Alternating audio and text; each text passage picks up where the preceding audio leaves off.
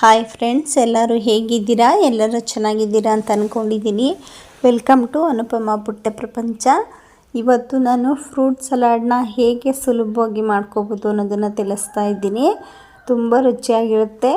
ತುಂಬ ಸುಲಭವಾಗಿ ಮನೆಯಲ್ಲಿ ಹಣ್ಣೇನಾದರೂ ಇದ್ದರೆ ನೀವೇನಾದರೂ ಜಾಸ್ತಿ ತಂದು ಏನಪ್ಪ ಮಾಡ್ಕೊಳ್ಳೋದು ಅಂತ ಯೋಚನೆ ಮಾಡ್ತಾಯಿದ್ರೆ ಈ ಥರ ಒಂದು ಸಲ ಟ್ರೈ ಮಾಡಿ ನೋಡಿ. ತುಂಬ ರುಚಿಯಾಗಿರುತ್ತೆ. ಮಕ್ಳಿಗಂತೂ ತುಂಬ ಇಷ್ಟ ಆಗುತ್ತೆ. ನೀವು ಒಂದು ಸಲ ಮನೆಯಲ್ಲಿ ಈ ಥರ ಫ್ರೂಟ್ಸ್ ಇದ್ದರೆ ಟ್ರೈ ಮಾಡಿ ನೋಡಿ. ನೀವೇ ಪದೇ ಪದೇ ಮಾಡ್ಕೊಂಡು ತಿಂತಾ ಇರ್ತೀರಾ. ಬನ್ನಿ ಇವಾಗ ಹೇಗೆ ಮಾಡೋದು ಅಂತ ನೋಡೋಣ. ನೋಡೋದಕ್ಕಿಂತ ಮುಂಚೆ ಯಾರು ಈ ವಿಡಿಯೋನ ಸಬ್ಸ್ಕ್ರೈಬ್ ಮಾಡದೆ ನೋಡ್ತಾ ಇದ್ದೀರಾ, ಈ ಕೂಡಲೇ ಸಬ್ಸ್ಕ್ರೈಬ್ ಮಾಡಿ, ಪಕ್ಕದಲ್ಲಿರೋ ಬೆಲ್ ಬಟನ್ನ ಕ್ಲಿಕ್ ಮಾಡಿ, ಆಲ್ ಅನ್ನೋ ಆಪ್ಷನ್ನ ಸೆಲೆಕ್ಟ್ ಮಾಡಿ, ಹಾಗೆ ನಿಮ್ಮ ಫ್ರೆಂಡ್ಸ್ಗಳಿಗೆಲ್ಲ ಶೇರ್ ಮಾಡಿ, ಲೈಕ್ ಮಾಡಿ, ಇದೇ ಥರ ಸಪೋರ್ಟ್ ಮಾಡ್ತಾಯಿರಿ. ಹಾಗಿದ್ರೆ ಬನ್ನಿ, ತಡ ಮಾಡೋದು ಬೇಡ, ಹೇಗೆ ಮಾಡೋದು ಅಂತ ನೋಡೋಣ.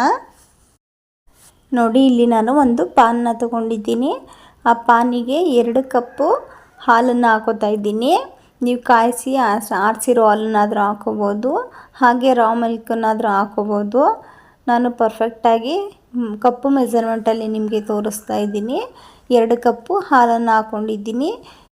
2 ಕಪ್ಪು ಹಾಲಿಗೆ ನಾನಿಲ್ಲಿ 3 ಸ್ಪೂನ್ನಷ್ಟು ಸಕ್ಕರೆನ ಹಾಕ್ಕೊಂಡಿದ್ದೀನಿ. ಈ ಥರ ಕಪ್ಪು ಸೈಜಲ್ಲಿರೋ ಸ್ಪೂನಲ್ಲಿ ಹಾಕೋತಾ ಇದ್ದೀನಿ. ನೀವು ಸ್ವೀಟ್ ಜಾಸ್ತಿ ಇಷ್ಟಪಡೋದಾದರೆ ಇನ್ನೂ 1 ಸ್ಪೂನನ್ನು ಹಾಕೋಬೋದು. 2 ಕಪ್ಪಿಗೆ 3 ಸ್ಪೂನು ಅಥವಾ 3.5 ಸ್ಪೂನಷ್ಟು ಸಕ್ಕರೆ ಪರ್ಫೆಕ್ಟಾಗಿ ಆಗುತ್ತೆ. ಸ್ವೀಟ್ ಜಾಸ್ತಿ ಇಷ್ಟಪಡೋದಾದರೆ ಮಾತ್ರ 1 ಸ್ಪೂನು ಜಾಸ್ತಿ ಹಾಕ್ಕೊಳ್ಳಿ. ಈಗ ಸಕ್ಕರೆ ಹಾಕ್ಕೊಂಡು ಸಕ್ಕರೆ ಸ್ವಲ್ಪ ಕರಗ್ತಾ ಇರಲಿ. ಈ ಥರ ಸ್ವಲ್ಪ ಸಕ್ಕರೆ ಕರಗ್ತಾ ಇರುವಾಗಲೇ ಲೋ ಫ್ಲೇಮಲ್ಲಿ ಇಟ್ಕೊಂಡು ನಾನಿಲ್ಲಿ ಒಂದು ಅರ್ಧ ಕಪ್ಪಷ್ಟು ಮಿಲ್ಕ್ ಪೌಡರ್ನ ಹಾಕೋತಾ ಇದ್ದೀನಿ. ಮಿಲ್ಕ್ ಪೌಡರ್ನ ಹಾಕೊಳ್ಳೋದ್ರಿಂದ ತುಂಬ ಬೇಗ ಆಗುತ್ತೆ. ಹಾಲಿನ ಕನ್ಸಿಸ್ಟೆನ್ಸಿನೂ ತುಂಬ ಗಟ್ಟಿಯಾಗಿ ಚೆನ್ನಾಗಿ ಬರುತ್ತೆ ಅಂತ ಅಷ್ಟೇ.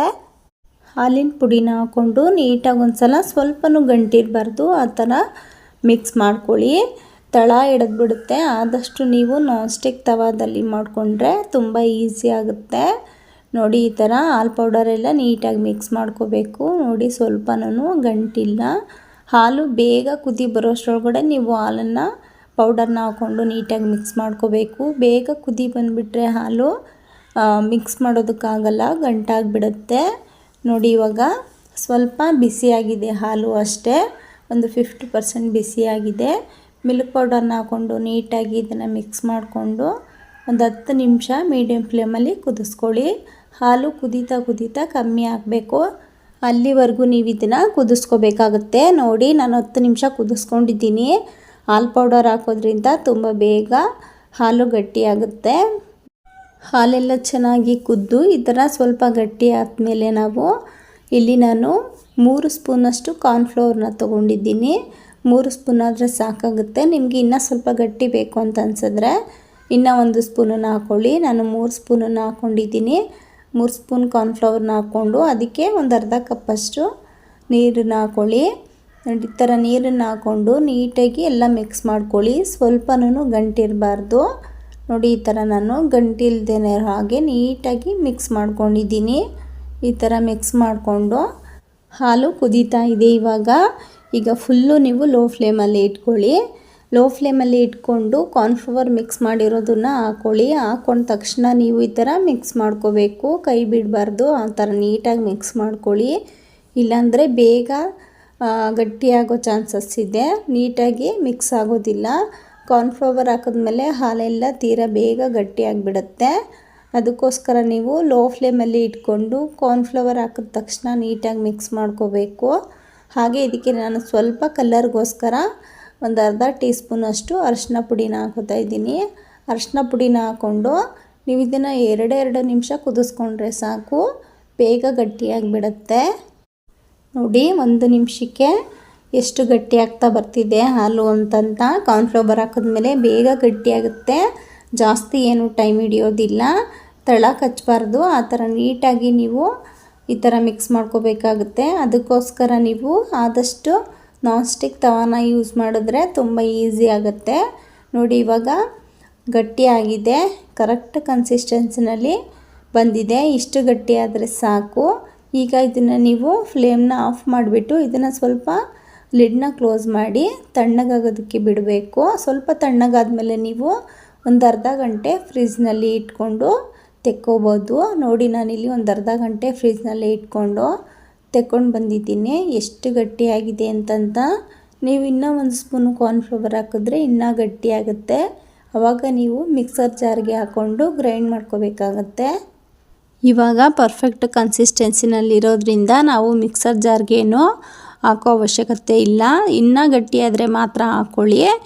ಇವಾಗ ಇದನ್ನು ನಾನು ನೀಟಾಗಿ ಒಂದು ಸಲ ಮಿಕ್ಸ್ ಮಾಡಿಕೊಂಡು ಸೈಡಿಗೆ ಎತ್ತಿಡ್ಕೊತಾ ಇದ್ದೀನಿ. ಇವಾಗ ನಾವು ಫ್ರೂಟ್ಸ್ಗಳನ್ನ ಹಾಕ್ಕೊಳ್ಳೋಣ. ನಾನಿಲ್ಲಿ 1 ಕಪ್ಪಷ್ಟು ಆ್ಯಪಲ್ನ ತೊಗೊಂಡು ಈ ಥರ ಚಿಕ್ಕ ಚಿಕ್ಕದಾಗಿ ಕಟ್ ಮಾಡಿ ಹಾಕ್ಕೊಂಡಿದ್ದೀನಿ. ನಿಮ್ಮ ಮನೆಯಲ್ಲಿ ಯಾವ ಥರ ಫ್ರೂಟ್ಸ್ ಇದೆ ಅದನ್ನು ನೀವು ಬಳಸ್ಬೋದು. ದ್ರಾಕ್ಷಿ, ಹಾಗೆ ಪಪ್ಪಾಯ, ಕಲ್ಲಂಗಡಿ ಯಾವುದಾದ್ರೂ ನೀವು ಯೂಸ್ ಮಾಡ್ಬೋದು. ಹಾಗೆ ಇಲ್ಲಿ ನಾನು 1 ಕಪ್ಪಷ್ಟು ಪೈನಾಪಲ್ನ ಕಟ್ ಮಾಡಿ ಹಾಕ್ಕೊಂಡಿದ್ದೀನಿ. ಹಾಗೆ ಇಲ್ಲಿ ನಾನು ಮೂಸಂಬಿನ ಸುಧಾ ಚಿಕ್ಕ ಚಿಕ್ಕದಾಗಿ ಸಿಪ್ಪೆಯೆಲ್ಲ ನೀಟಾಗಿ ತೆಗೆದು ಚಿಕ್ಕ ಚಿಕ್ಕದಾಗಿ ಕಟ್ ಮಾಡಿ ಹಾಕ್ಕೊಂಡಿದ್ದೀನಿ. ಹಾಗೆ ಇಲ್ಲಿ ನಾನು 1 ಬೌಲ್ ಅಷ್ಟು ದಾಳಿಂಬೆನ ಹಾಕ್ಕೊಂಡಿದ್ದೀನಿ. ನೀವು ಬಾಳೆಹಣ್ಣಿದ್ರೆ ಬಾಳೆಹಣ್ಣು ಸುಧಾ ಹಾಕ್ಕೋಬೋದು, ತುಂಬ ರುಚಿಯಾಗಿರುತ್ತೆ. ನೋಡಿ ಇವಾಗ ನಾನು ಫ್ರೂಟ್ಸ್ಗಳೆಲ್ಲ ಹಾಕ್ಕೊಂಡಿದ್ದೀನಿ. ಈ 4 ಫ್ರೂಟ್ಸ್ಗಳನ್ನ ಹಾಕ್ಕೊಂಡಿದ್ದೀನಿ ನಾನು. ಹಣ್ಣುಗಳೆಲ್ಲ ಹಾಕ್ಕೊಂಡ್ಮೇಲೆ ತಣ್ಣಗಾಗಿರೋ ಈ ಹಾಲನ್ನು ಹಾಕ್ಕೊಳ್ಳೋಣ. ಫುಲ್ಲು ಎಲ್ಲ ನೀಟಾಗಿ ಹಾಕ್ಕೊಳ್ಳಿ. ಹಾಕ್ಕೊಂಡು ನೀಟಾಗಿ ಒಂದು ಸಲ ಮಿಕ್ಸ್ ಮಾಡ್ಕೊಳ್ಳಿ. ಮಿಕ್ಸ್ ಮಾಡಿಕೊಂಡು ನೀವು ಸರ್ವ್ ಮಾಡಿಕೊಂಡು ತಿಂತಾಯಿದ್ರೆ ತುಂಬ ಚೆನ್ನಾಗಿರುತ್ತೆ. ನೀವು ಒಂದು ಸಲ ಈ ಮೆಥಡ್ನಲ್ಲಿ ಟ್ರೈ ಮಾಡಿ ನೋಡಿ. ಪದೇ ಪದೇ ಮನೆಯಲ್ಲಿ ಒಂದೇ ಥರ ಫ್ರೂಟ್ಸ್ನ ಕಟ್ ಮಾಡಿ ತಿಂತಾಯಿದ್ರೆ ಬೇಜಾರಾಗುತ್ತೆ. ಈ ಥರ ಎಲ್ಲ ಮಿಕ್ಸ್ ಮಾಡಿಕೊಂಡು ನಾವೊಂದು ಸಲ ಫ್ರೂಟ್ ಸಲಾಡ್ನ ಮಾಡಿಕೊಂಡ್ರೆ ಮನೆಯಲ್ಲಿರೋ ಎಲ್ಲರೂ ತುಂಬ ಇಷ್ಟಪಟ್ಟು ತಿಂತಾರೆ. ಅದರಲ್ಲೂ ಮಕ್ಕಳಂತೂ ತುಂಬ ಇಷ್ಟಪಡ್ತಾರೆ. ಆರೋಗ್ಯಕ್ಕೂ ತುಂಬ ಒಳ್ಳೆಯದು. ಹಣ್ಣನ್ನು ಹಾಗೆ ಕಟ್ ಮಾಡಿಕೊಟ್ರೆ ಯಾರಿಗೂ ತಿನ್ನೋದಕ್ಕೆ ಇಷ್ಟ ಆಗಲ್ಲ. ಈ ಥರ ಒಂದು ಸಲ ನೀವು ಮಾಡಿ ಎಲ್ಲರೂ ಇಷ್ಟಪಟ್ಟು ತಿಂತಾರೆ. ಹಾಗೆ ನಿಮಗೆ ಈ ಫ್ರೂಟ್ ಸಲಾಡ್ ರೆಸಿಪಿ ಇಷ್ಟ ಆದರೆ ಪ್ಲೀಸ್ ಸಬ್ಸ್ಕ್ರೈಬ್ ಮಾಡಿ, ಪಕ್ಕದಲ್ಲೇ ಇರೋ ಬೆಲ್ ಬಟನ್ನ ಕ್ಲಿಕ್ ಮಾಡಿ, ಆಲ್ ಅನ್ನೋ ಆಪ್ಷನ್ನ ಸೆಲೆಕ್ಟ್ ಮಾಡಿ. ಹಾಗೆ ನಿಮ್ಮ ಫ್ರೆಂಡ್ಸ್ಗಳಿಗೆಲ್ಲ ಶೇರ್ ಮಾಡಿ, ಲೈಕ್ ಮಾಡಿ, ಇದೇ ಥರ ಸಪೋರ್ಟ್ ಮಾಡ್ತಾಯಿರಿ. ಹಾಗೆ ನಿಮಗೆ ಯಾವುದೇ ರೆಸಿಪಿ ವಿಡಿಯೋ ಬೇಕು ಅಂದರೂ ನನಗೆ ಕಾಮೆಂಟ್ ಬಾಕ್ಸಲ್ಲಿ ತಿಳಿಸಿ, ನಾನು ನಿಮಗೆ ಮಾಡಿ ತಿಳಿಸ್ತೀನಿ.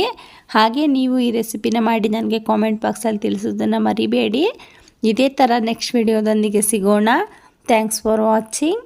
Bye friends.